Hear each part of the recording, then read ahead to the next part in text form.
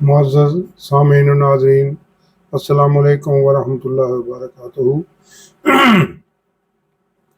آج ہم سورہ توبہ کی آیت نمبر 63 سے 80 تک کا مطالعہ کریں گے۔ ابتدا میں چند آیات کی تلاوت۔ اعوذ باللہ من الشیطان الرجیم، بسم اللہ الرحمن الرحیم۔ الم یعلموا انہ من یعادد اللہ ورسولہ فان لہ نار جہنم خالدا فیہ ذالک الخزی العظیم۔ یحذر المنافقون ان تنزل علیہم سورۃ تنبئہم بما فی قلوبہم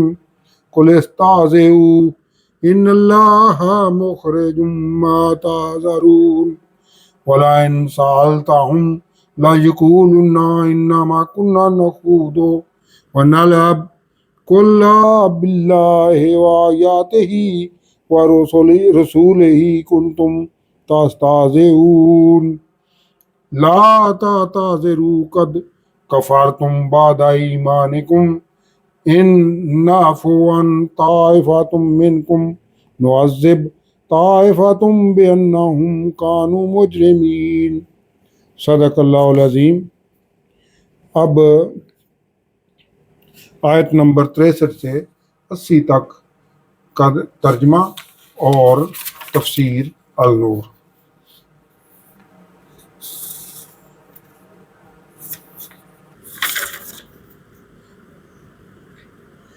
اس حصہ قرآن میں مشرکین اور منافقین کے خلاف جہاد بعد از ان کی شناخت، واضح شناخت کے، اور حضور صلی اللہ علیہ وسلم کی تحقیر کے مضمرات منافقین اور مشرکین پر۔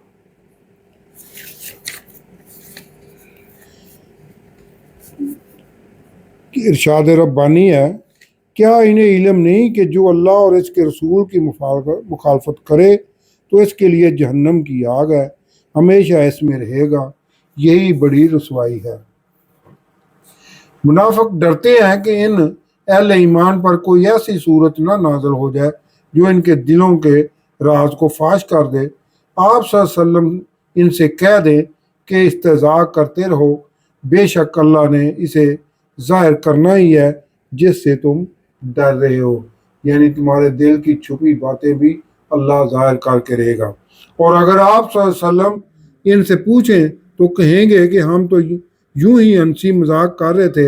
آپ صلی اللہ علیہ وسلم ان سے پوچھیں کہ کیا اللہ اور اس کی آیات کا مذاق اڑاتے ہو؟ اے منافقو، بہانے نہ بناؤ، تم کافر ہو چکے ہو مسلمان ہونے کے بعد۔ اگر ہم تم میں سے کسی ایک توبہ کرنے والے گروہ کو معاف بھی کر دیں تو دوسرے گروہ کو ضرور عذاب دیں گے، کیونکہ وہ مجرم گروہ ہے۔ منافق مرد اور منافق عورتیں ایک جیسے ہی ہیں، جو برائی کا حکم دیتے ہیں اور بلائی سے منع کرتے ہیں اور اپنی مٹھی بند رکھتے ہیں۔ منافق اللہ کی راہ میں خرچ نہیں کرتے تھے کیونکہ وہ اسے مال کا ضیاع قرار دیتے تھے، اور اگر کبھی خرچ کرتے بھی تو صرف دکھاوے کے لیے کرتے، یعنی جس سے ان کی ناموری پیدا ہو۔ انہوں نے اللہ کو بلا دیا تو اللہ نے انہیں بلا دیا ہے، بے شک منافقین ہی فاسق ہیں۔ اللہ نے منافق مردوں اور منافق عورتوں اور کفار سے جہنم کی آگ کا وعدہ کر رکھا ہے جس میں وہ ہمیشہ رہیں گے، اور یہی انہیں کافی ہے، اور اللہ کی ان پر لعنت ہے اور ان پر ہمیشہ قائم رہنے والا عذاب ہے۔ اے منافقو، تم بھی ان کی طرح ہو جو تم سے پہلے تھے۔ وہ پہلی قومیں تم سے زیادہ طاقتور اور زیادہ مال و دولت رکھتے تھے، وہ تو اپنا حصہ برت گئے، یعنی اپنے اپنے انجام کو سب پہنچ گئے، اور تم نے اپنا حصہ برتنا ہے جیسے پہلے گمراہ اپنا حصہ برت گئے، یعنی تم بھی اپنے کیے کا انجام خود ہی بھگتو گے، کیونکہ انہی کی طرح تم بھی ہو۔ تم بھی بےہودگی میں پڑے ہوئے ہو جیسے وہ پڑے تھے۔ ان کے اعمال دنیا آخرت میں برباد ہو گئے اور تم بھی خسارہ اٹھانے والے ہو۔ کیا ان کفار اور منافقین کے پاس ان سے پہلے قوموں جیسے قوم نوح اور عاد اور سمود اور ابراہیم علیہ السلام، یہ قرآن مجید میں یہ واحد مقام ہے جہاں حضرت ابراہیم علیہ السلام کی قوم پر عذاب کا ذکر ہے، اور اہل مدین اور الٹی گئی بستیوں قوم لوط علیہ السلام کی خبر نہیں آئی، جن کے پاس ان کے رسول روشن دلیلیں لائے تھے تاکہ وہ راہ ہدایت پر آ جائے، کیونکہ اللہ یہ تو نہیں چاہتا تھا کہ وہ کسی پر ظلم کرتا، مگر انہوں نے خود ہی اپنے اوپر ظلم کیا۔ اور مومن مرد اور مومن عورتیں ایک دوسرے کے ساتھی ہیں جو بھلائی کا حکم دیتے ہیں اور برائی سے منع کرتے ہیں، اور نماز قائم کرتے ہیں اور زکوٰۃ دیتے ہیں اور اللہ اور رسول صلی اللہ علیہ وآلہ وسلم کا حکم مانتے ہیں، یہ ہیں جن پر اللہ ان قریب رحم کرے گا، بے شک اللہ غالب حکمت والا ہے۔ اللہ نے مومن مردوں اور مومن عورتوں کو باغوں کا وعدہ دے رکھا ہے جن کے نیچے نہریں رواں ہوں گی، جس میں وہ ہمیشہ رہیں گے، پاک رہائشوں اور بسنے کے باغوں میں، اور اللہ کی رضا سب سے بڑی ہے اور یہی بڑی کامیابی ہے۔ یہ آیت 72 تک کا تھا۔ اب آیت 73 سے 80 تک کا ترجمہ اور تفسیر۔ اے نبی صلی اللہ علیہ وآلہ وسلم، کفار اور منافقین سے جہاد کریں اور ان پر سختی کریں، کیونکہ 9 سال کا عرصہ منافقین کو پہلے دیا جا چکا ہے۔ ان آستین کے سانپوں کو مزید مہلت دینے کا مطلب یہ ہے کہ ان کو مزید زہر پھیلانے کا موقع دیا جائے، جس کا یہ فائدہ اٹھاتے ہوئے مسلمانوں کو مزید انتشار کا شکار کرتے رہیں۔ اس لیے ان کو مسلمانوں کی صفوں سے نکال کر کفار کی صف میں کھڑا کر دیا جائے، اور ان کا ٹھکانہ دوزخ ہے اور وہ کیا ہی بری جگہ ہے پلٹنے کی۔ یہ منافقین کہتے ہیں کہ انہوں نے کچھ نہیں کیا، حالانکہ انہوں نے اسلام لانے کے بعد کفر کی بات کہہ دی کہ جو وہ حضور صلی اللہ علیہ وسلم کا تمسخر اڑاتے ہیں، اور ان کی اسی حرکت کی وجہ سے انہیں دائرہ اسلام سے خارج کر دیا گیا ہے، یعنی حضور کی تحقیر نعوذ باللہ یہ دائرہ اسلام سے خروج کا باعث بنتی ہے، اور اسلام میں آ کر وہ کافر ہو گئے ہیں، اور وہ جو چاہتے تھے انہیں نہیں ملا، یعنی حضور صلی اللہ علیہ وسلم کو شہید کرنے کا ارادہ رکھتے تھے، وہ پورا نہیں ہوا۔ وہ اس لیے آپ صلی اللہ علیہ وسلم کو شہید کرنا چاہتے تھے کہ ان کو برا لگا، یہی نہ کہ اللہ نے انہیں اپنے فضل سے غنی کر دیا ہے یا غنیمت کے مال سے مالا مال کر دیا اور صاحب ثروت بنا دیا ہے۔ تو اگر یہ اب بھی توبہ کر لیں تو یہ ان کے لیے بہتر ہوگا، اگر وہ منہ پھیر لیں تو اللہ انہیں دنیا اور آخرت میں دردناک عذاب دے گا، اور زمین پر ان کا نہ کوئی حامی ہوگا اور نہ ہی کوئی مددگار۔